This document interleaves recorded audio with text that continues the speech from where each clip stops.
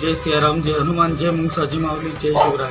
आपल्याला काही काही लोक समजतात मी स्वतः एक लागलेला रोग आहो. घरच्यांवर, शेजाऱ्यावर, नातेवाईकावर, एरियावर, देशावर, जिल्ह्यावर, सर्वांवर. पण सर्वांना वाटतं हा रोग नष्ट झाला पाहिजे, हा रोग खराब आहे. पण हा रोग खराब नाही आहे, हा रोग गुणकारक आहे. हा रोग फायदादायकच आहे.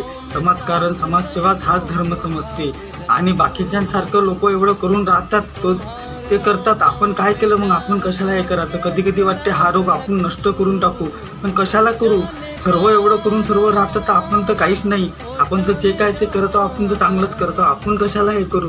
अरे वरच्यानं जर काटली तर त्याला कोणी रोखू शकत नाही, कोणता ड्रायव्हर त्याला थांबवू शकत नाही. ते कटणार म्हणजे कटणार, तोपर्यंत नाही. त्याची साथ आणि त्याचा हात आहे, आणि त्याची हिंमत आहे, घरच्याची साथ नाही, सगळ्या लोकांचा आशीर्वाद आहे. काही वाईट नाही, काही केलं नाही, काही हे नाही, सगळं चांगलंच आहे. तर कशाला काय करायचं? साथ आहे, सर्वांचं चांगलंच आहे.